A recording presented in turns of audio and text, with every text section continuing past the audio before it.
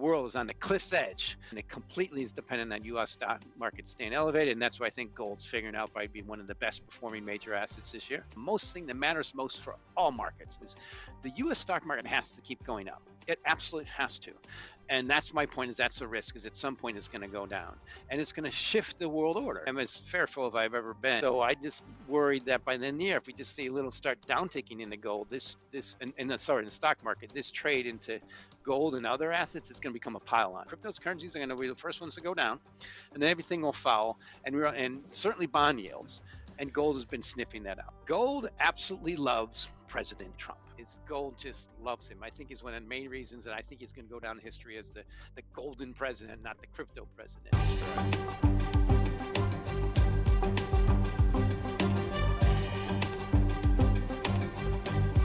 This is Little by Little with Andy Schectman.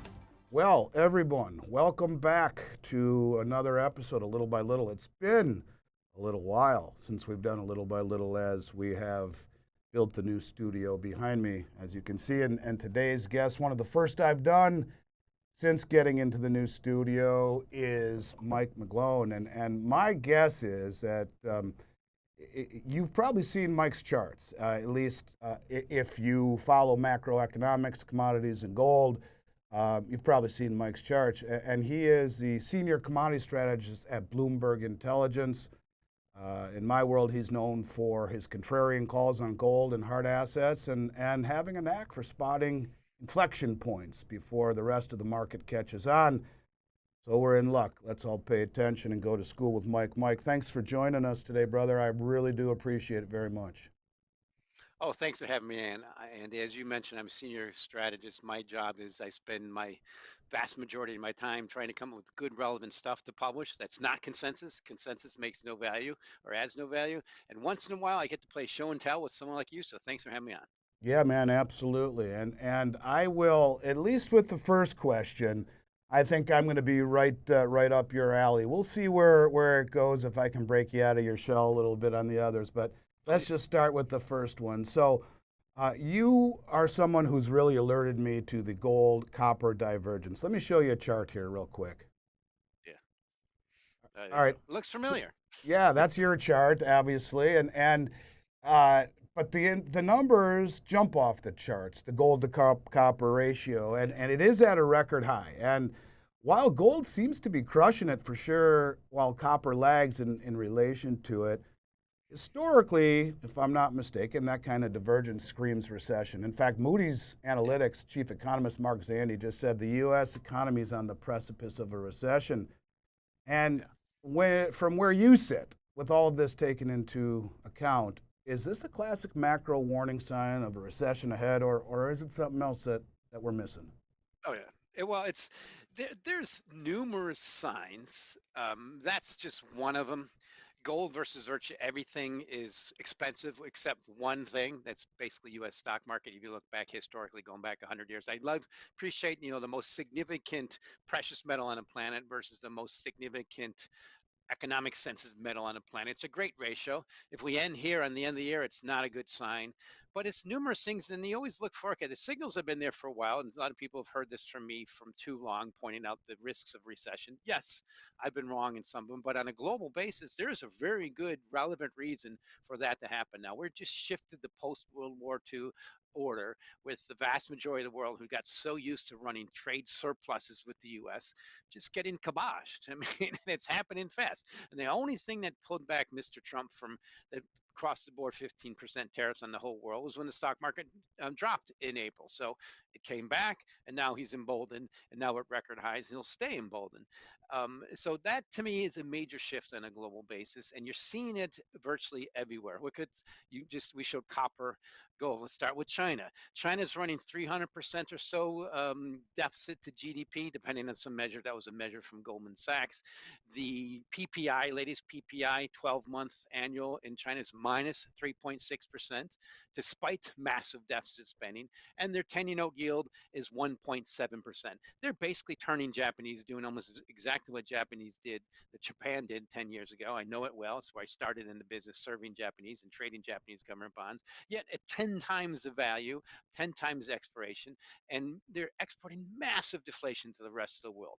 As Scott Bessent used the example of the broomsticks in Fantasia, there's just an unlimited supply of deflation coming out of China. And now the US is not the only country that can absorb some of their cheap goods. It's just going everywhere. So then there's this typical cycle that it's happening. There's one book I want to mention, and people have heard me mention before. It's called The Price of Time by Edward Chancellor. It just points out the facts of history. When you create massive liquidity, which we did, and China's still doing, most notably with the COVID, and we pump up risk assets, they always decline and always get some kind of hangover. Now, the only thing on the planet that really hasn't felt a hangover so far, you see what's happening in Europe. They're cutting rates as much as they can. Their bond yields are dropping. Is the U.S. stock market is staying elevated. So I look at this whole world is on the cliff's edge of a normal deflationary cycle from the inflation, and it completely is dependent on U.S. stock market staying elevated, and that's why I think gold's figuring out by being one of the best performing major assets this year. Yeah, it's an interesting time for sure. I read recently that we're at all-time high margin debt, all-time high retail participation in the stock market, even greater than '08, greater than the dot-com, even at about 54%. While at the same time, you got guys like Bezos selling $6 billion in Amazon since the beginning of June. You have Buffett sitting on record amounts of cash. You got all the insiders, Jamie Dimon and Zuckerberg selling stock. You have the institutionals selling upwards ends of $2 billion or more per week since June. Does that make you even a little bit more nervous to see the mainstream public, the mom and pop retail investors, in essence, all in when many of the insiders seem to be cashing out some of their profits? Does that exacerbate the potential fallout? Oh, absolutely. I'm quite nervous about the whole outlook and the whole space.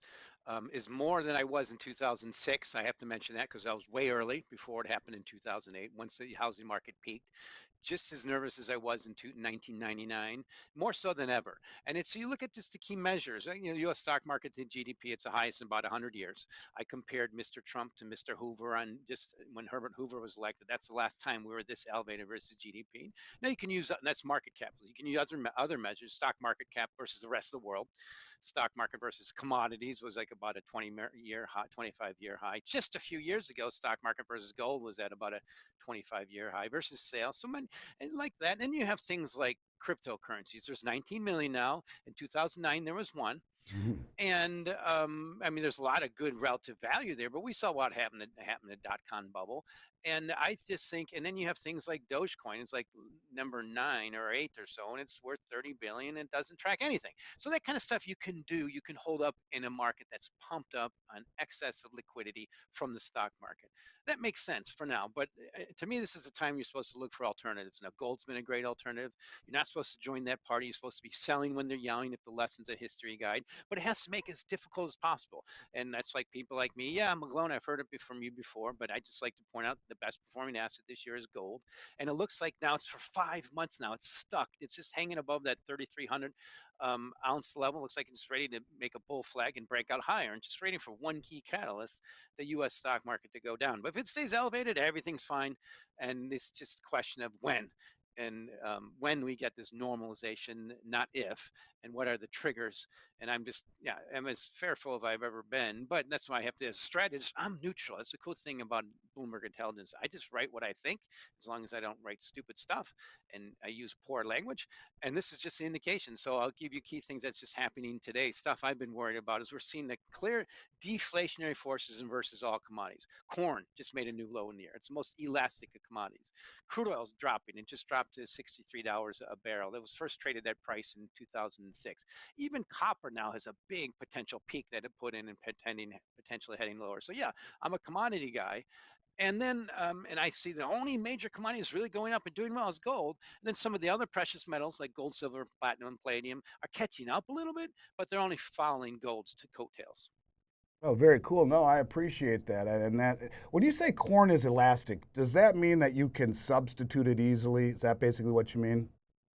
No, no, you can bring on it's supply and demand forces. By I should mention I should. I'm glad you asked me to clarify that. Supply and demand elasticity. It sounds complicated. It's very simple. It's the ability to bring on supply really quickly when prices adjust, and that's what you can do in corn in 1 year. You can just. I mean, I used to own a farm, and I mean, I wasn't really the farmer. We cash rented it, but you can bring on that supply. Corn prices are high. You're going to plant as much corn as possible. You're going to find fertilizer. You're going to find land to do it. You can plant other things. If wheat's really high, you plant wheat or soybeans, or if it's very low, you just stop. And that's the key thing about the most elastic of all commodities are the grains in the macro space. Bring on that supply right away, demand is never gonna doesn't really act as much. What's really proving pretty much close elasticity now is crude oil. Crude oil, you can get elasticity really fast, much faster than you did in the past, partly because demand on a global basis is stagnant or declining and supply is increasing. The least elastic commodity on the planet is gold.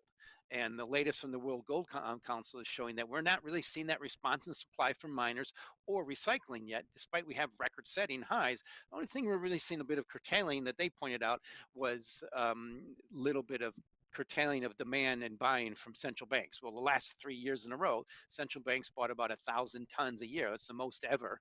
And now we have ETFs kicking in. So by elasticity means how does the market respond to prices? So a good example is anybody who saw what happened with that big spike in egg prices, like the beginning of the year. What happens? We find more ways to bring on eggs, and we curtail demand until prices adjust. That's an elasticity measure. Gold's the least elastic of all commodities. It's really more of a store of value, and right now it's becoming a bit of a safe haven, I think.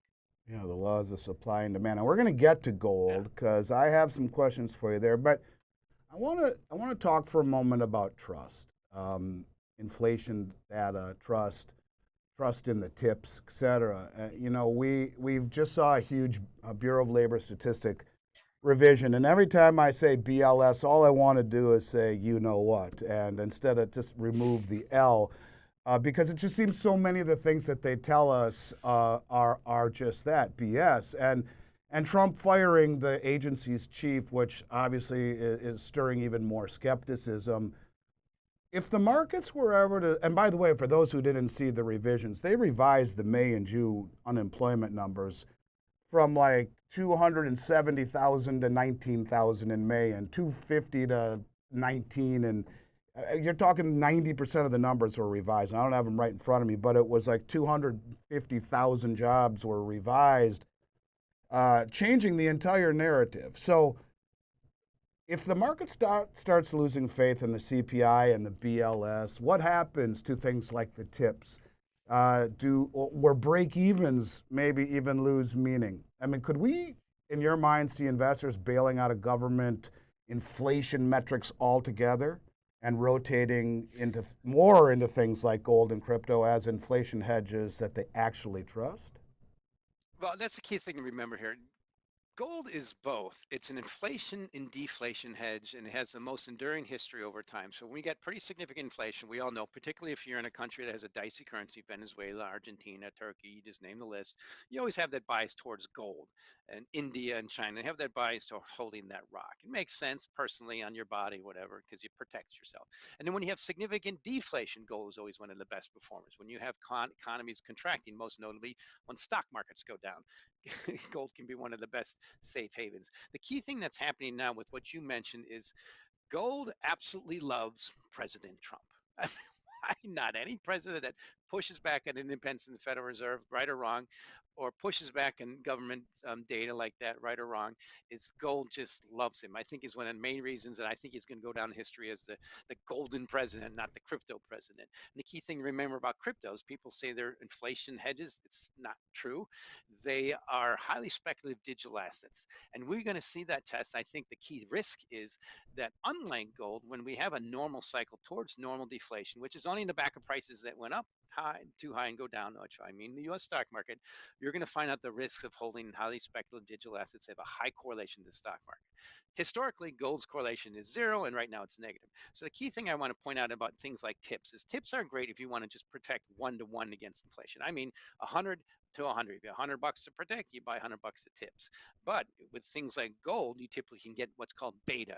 If you have $100 you want to protect, you can oftentimes buy 20 or $30 worth of gold, and you get the same kind of protection. But you also get it in deflation too, which is what I like to point out is that beta that you get in things like gold, and typically used to be commodities, but not anymore. It's mostly just gold. So that's why I think the environment, I think what's happening a lot, and I see a lot of this in crypto in spaces. I've been advocating and worried that gold's going to outperform the stock market. It's been doing for almost 5 years now. I fully expect it's going to continue to outperform the stock market and Bitcoin for the reasons that I'm very fearful of, that I pointed out earlier. The US stock market is just overdue for a bit of normalization correction. Now, we're not having that yet, right? Yet. But that's the key thing that I think people buying Bitcoin are going to get wrong is they are trading the last big trade. The last big trade, and we just saw this, we're about the same age, but we saw the biggest inflation of our lifetimes since other than the 70s, because it's the biggest money pump in history. One of the best Mhm. assets to hold was Bitcoin and cryptos. That makes sense. But now we're at that stage, now we're tilting the other way. Like I pointed out, it's happening in China, the second largest economy on the planet, 1.7% 10-year note. You can't lie about that. That's the key thing you pointed out about data. Data is a lot of that surveys. But the key thing to remember about all those surveys, BLS, CPI, everything, is it's they check the natural self-correcting mechanism and check and balance. And people in this country that are like people like me who sit in front of this Bloomberg terminal and check everything is unstoppable. So I published recently, yes, the BLS only revised the data because they had to, because a lot of their data comes in late, the surveys come in late, and that's just but the household measure 4.2% has been stuck at that level or around here for 12 months, almost unchanged. It's almost unprecedented to be completely unchanged. So it's ready to move. But there's ADP data has been ticking down. We just saw the latest ISM services index data dropping and their employment data ticking down. They all completely confirm what the BLS late revisions show us. So if they didn't, I would point that out, and you would see that from a lot of strategists. But that's the stuff you don't see in things like China, because I had a colleague who was there and made the mistake of countering something the president said, and she was technically detained for a year. But here I can Mhm. say what I want. So that's the thing. Don't underestimate the private and the self-correcting mechanism in this country. But so to me, the bigger picture is now that anybody who's been involved in stock market or housing or condos, anything, they're definitely way overweight now because prices have gone up so much. And the problem is what happens with human nature is you always think you're smart and it's going to continue. And there's always some point it stops. Now, I don't know when it's going to stop. So I'll give you one example. Since 2008, we've only had 2 down years and a total return for the S&P 500. That was 2018, 2022. The market completely expects, is priced for, and consensus it's going to keep going up. Just imagine by the end of this year, Andy, if we have a bit of a down year in the stock market. That's a huge paradigm shift. And to me, that's what gold might be sniffing out by rallying so much. So I think the next big trade is that potential deflation. Everybody's all prepared for inflation. It's usually how things work. People cycle, look at the last war, and then don't focus on the next. It's the cycle is happening. And that's what I've been pointing out in commodities for too long. Crude oil is destined to go to $40 a barrel. I started saying that in 2022. Way wrong early, admitted, but it's just a normal cycle. Corn was destined to go to where it is now, below $4. I mention it because it's the most significant agriculture commodity on the planet. And just today, the D's contract dropped below $4 as we get to harvest. Copper is kind of subject to the rest of the world, but that's where I point out that this is, don't worry about the data. Mr. Trump pushing back on what is typically known as the best data source on the planet, because people like me can check it, is really good for gold. But don't worry, we have so much self-correcting mechanisms, independent analysts out there. We'll make sure we get the proper data. Like I mentioned, ADP is just one of them. Right on. Let me ask you a question. You started, were you on the floor at the CME when you started? It's a CME now. I started Chicago Board Trade, The Treasury Chicago Board Bond of Trade, the Futures. CBOT, right. That's what I meant to say, which Yeah, became the it's CME. now the CME. Were Yeah. you on the floor? I was. That was. I like to say I spent my 5 years penance on the floor. It's the best education ever. People point out I've got all these degrees, but it was nothing compared to those 5 years I spent in the trading pits. I was on the phones. I I was on the caught phones that with traders. Popeye reference, by the way. So we are the same age, roughly, the education, where things were settled with a handshake and a fist, I suppose. But the reason I ask Yeah. is, I always used to say that contracts for gold, most of my career, I've been doing this since 1989, and the majority of the contracts that were ever posted did not stand for delivery. They were cash settled or rolled over. Is that a Of course. fairly accurate statement? Yeah. all the futures that trade, 99% of them always go away. There's only very few that are settled into the Right. actual contract. Some are cash settled, but you're right. I mean, it's just for trading, investing, speculating, hedging. But hardly ever make or take delivery, but typically, but you can, and most of them. Some are cash settled, makes it easier. But oh, by the way, I started right around you, 1988. So yeah, we go way back. Right on. Well, the reason I ask is this. Now, this is where I'm going to try to break you out of your shell just a little bit. And this speaks Please. to trust. So, since November, we've become net importers of gold. And the delivery volumes this year are stunning. March had over 76,000 contracts stand for delivery. May wasn't far behind. Even July and August are tracking way above. In fact, here's the reason I ask. The first 3 days of the August contract, the number was over 20,100 or so contracts stood for delivery the first 3 days. And if my information is correct, and you can correct me if not, but my information pointed to 100% of those contracts that posted stood for delivery. Now, those are just the first 3 days. That's obviously going to change as open interest decreases, but the first 3 days, every single contract stood for delivery. You're talking almost $7 billion worth of gold. The point I'm getting at is simply this. We've had, I don't know, almost 200,000 contracts stand for delivery this year. This isn't normal. Is this just aggressive macro positioning, or are we seeing something deeper? Hidden accumulation, distrust in paper claims, even quiet buying, like maybe from the Fed or the Treasury? I mean, could it actually be? Because no one is talking about who's bringing in all of this gold, and you know what? A lot of it is being loaded off, leaving the COMEX.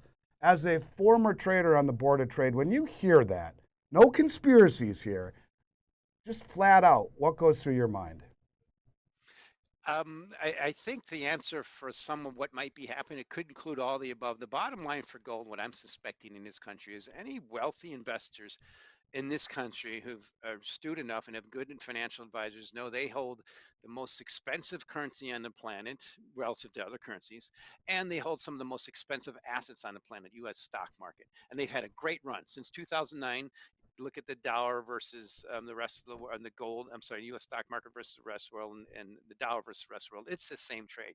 And the smart thing to do is diversify. Now you can go overseas. Obviously, there's a lot of that doing it. You buy assets overseas, or you can start with the rock. It's the simplest, easiest place to diversify. And the thing about the wealthy and the rock is you can hide it. You can put it in your Mm-hmm. underwear drawer. It's Yep. very, and physical, you can do that. So there's a certain just astute diversification I think that's happening, and the numbers are just massive. So I look at, like to point out right now, the U.S. stock market total market capitalization is around 65 trillion dollars. That's obviously the most ever, but to put that in context, it's almost double our debt in this country, and it's about almost the highest ever. So when people say we got a lot of debt, well, compared to the stock market cap, it's nothing. It's just how much we've pumped up risk assets. So I think what you're pointing out is what's happening, and I think it's just prudent diversification. And that's why you see, for instance, the key stuff I watch is I don't watch that stuff as close as I used to when I was trading futures. Now I'm just kind of macro analyst. I say it, I don't do it. Is what's happening in the ETFs. They're kind of the most transparent. Gold ETF holdings. We have this pretty good metric on the terminal, and World Gold Council puts out for the last 4 years. There have been outflows every year. Like, sell my gold, buy stocks, and buy bonds, or just buy stocks. This year, we've had a significant inflow, almost 10% jumped up. What is that, maybe 6 or 7 million ounces? That's the most we've had since 2020, the COVID year. So there's a major shift there. And that's despite the stock market going up. So I think what's happening is people are taking all that wealth and diversifying it into rock.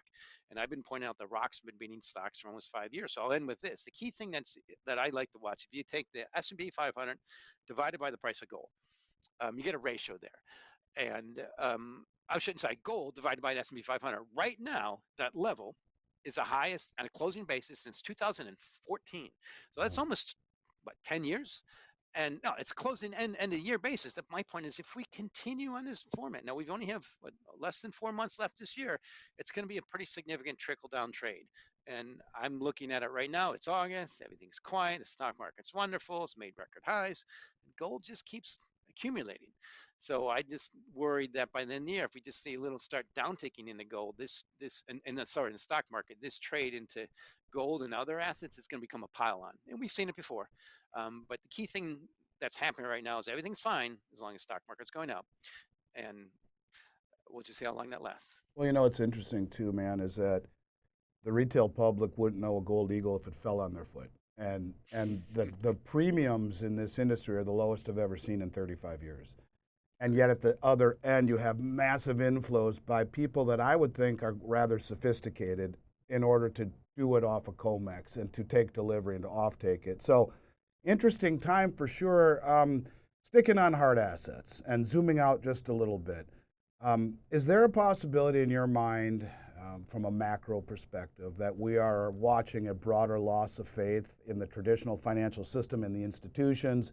Because between gold and Bitcoin and commodities, it looks like capital, in your mind, in your words, are rotating towards these hard assets away from fiat. What do you think is behind that move, and how might that reshape global capital allocations if it really starts to, like you said, if the stock market falls? Are we going to see the hedge funds really jump in? Are we going to see allocations into the risk-off assets like gold? And I don't know if you consider Bitcoin risk-off. I don't think you do. You're correlating it to the stock. So, but to gold and to the risk-off assets, do we see that allocation for once really jump in? So I want to mention that's already happening, and it's happening in a big way this year. I could point out this year has been a great year, particularly for all investors who are overweight gold. I haven't been able to say that in a long time. It's up almost 30%. S&P 500 is almost 9%. Exactly.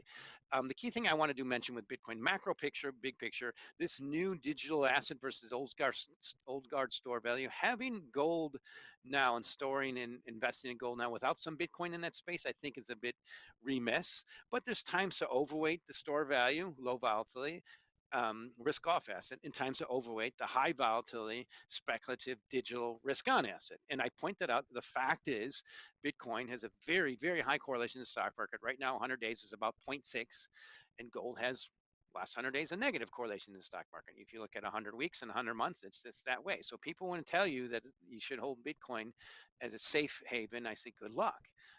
Hold treasuries and bonds, and treasury bonds and gold, and so far they've proven that case. The key thing is we still have a record-setting stock market.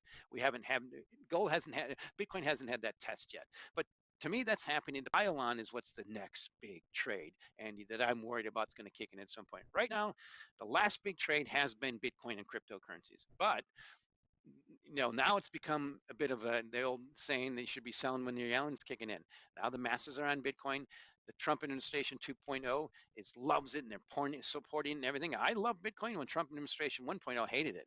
And just point out the simple facts that the whole space is going to the dollars base layer, stable coins or crypto dollars. And by the way, these crypto dollars are invested in US treasuries. Now I love pointing that out in Trump invasion 2.0 and 1.0, but now they finally tilted. The problem is now it's all been priced in. It's wonderful. And Bitcoin, when it was like about 10 grand, and Michael Saylor discovered it in 2020, and his business wasn't doing well, so he bought Bitcoin.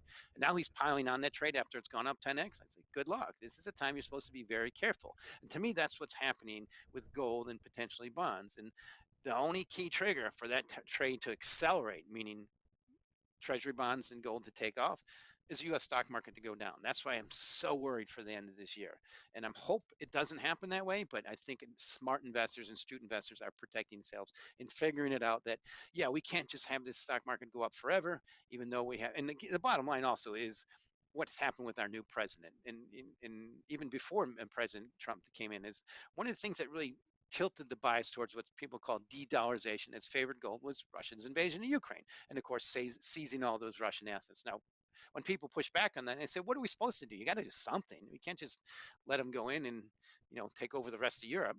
But now we're at the stage where we have this new president who's pushing back on all conventions that really have made the U.S. stock market really expensive. Now, MAGA, I get it. MAGA, make America great again, but it's hard to get much greater than the highest stock market of GDP in 100 years and the greatest stock market cap in the U.S. versus the rest of the world ever. It's hard to get much better than that. And one key way that happened was independence of the Federal Reserve.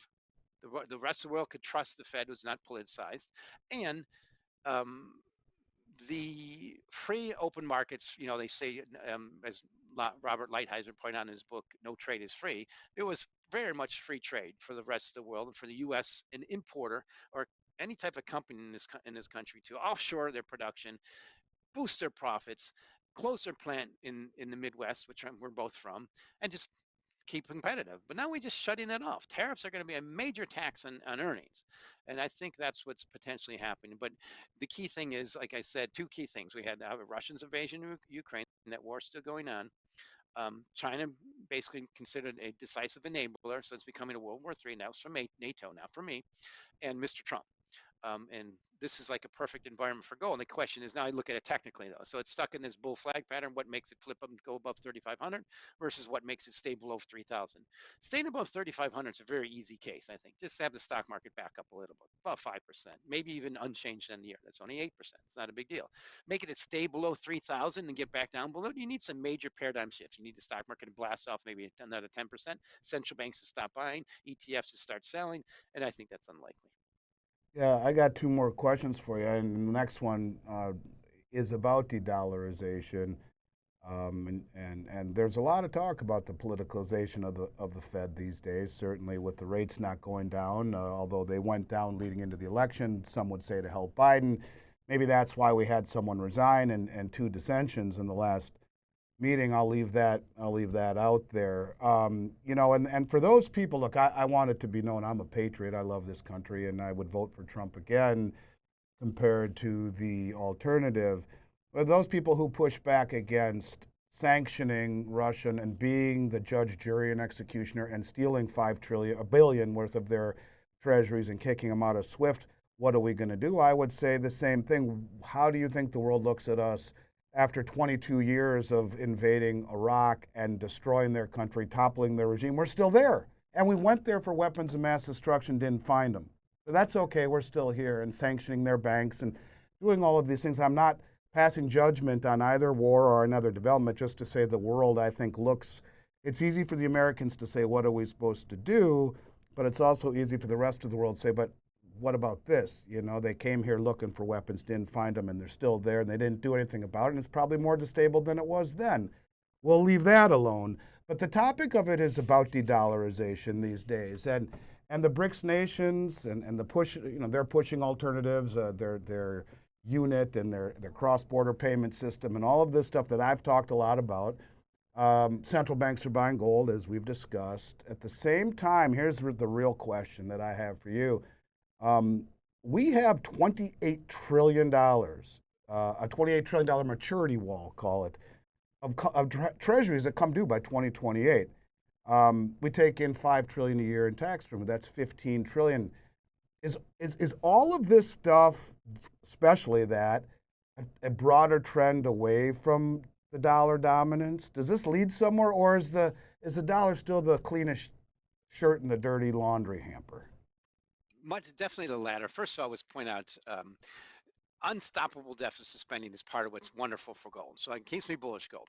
All the other stuff, I don't want to debate with you. I sure respect your opinion, but to me, it's what it means for markets that matters.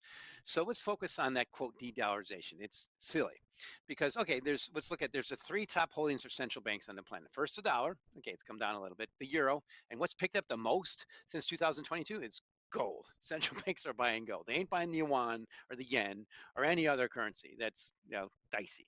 It's still the cleanest shirt in the planet. And you know who's really the best? What's the best example for that is cryptocurrencies.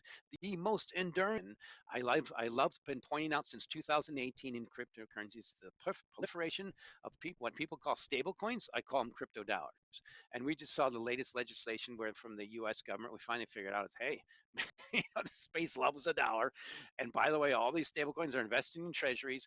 And by the way, every person on the planet now who can download a law can get access to this stable currency. It's the most stable, at least the cleanest shirt in the closet on the planet through their phone now. They don't have to worry about their melting currencies in Argentina and Venezuela and Zimbabwe so much. So the world is losing its peripheral currencies and all going to the dollar.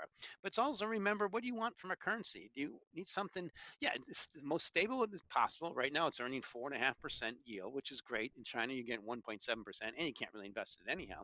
So that's very attractive. And the key thing to remember about a currency is you want to use a good store of value and measure over time, but why would you spend it if it's going to increase in value? Like maybe gold. Why would you spend your gold for anything? You want to hold that, but you need something you can spend and transact with that's as safe and stable as possible. That's why the dollar is still ideal. And I love to push back a little bit de-dollarization. What the Trump administration figured out by tilting towards cryptos is this is an unstoppable force. What happened with futures? Futures just took over a lot of trading because there's just a better way to mitigate risk, transact things, certainly in commodities and things like gold. And you can see what we talked about that earlier. But the ability to be able to tokenize assets, number one right now is the dollar through stable coins. And then there's going to be treasuries and stocks, and be able to trade them fluently and liquidly 24/7 and not having someone in between or an exchange like the LME that shuts down like Nikola did a couple years ago. Just a improved technology. And the reason that's I'd say that's not just me, it really struck me in 2020. Laura Shin did a podcast. She's a main crypto podcast. Cy Sheffield of Visa, and he pointed out, hey, we're adopting crypto currencies, or not cryptocurrencies, but stablecoins, because it's the best way to transmit, transact, and square out dollar balances. So that's a key thing I push back on dollarization is good luck with the BRICS. They are very, very disparate. And they don't have anything really in common other than they were coined by Mr. O'Neill. Thank you, and certainly not geography, certainly not bond markets. And by the way, when the tanks come down from Russia, who are you going to call? Right. No, I understand, and I definitely respect your opinion as well. And there have been a lot of developments that have come recently. That's for our next meeting. We can talk about that. Developments that I think are somewhat shocking, opening up their technology on cross-border payment systems to all of the world, with the exception of the dollar, the pound, and the euro. But we'll talk about that another time. Last question I got for you is stablecoins and Treasury demand. And as obviously as you've alluded to, the stablecoin bill just dropped. Some say it's about regulating crypto. Others say it's an easy way to funnel stablecoin reserves into treasuries and quietly support debt financing, primarily on the front end of the curve. How do you view this narrative? Is it about extending the dollar reach digitally, or is it about plugging a hole in a growing hole, maybe even in treasury demand?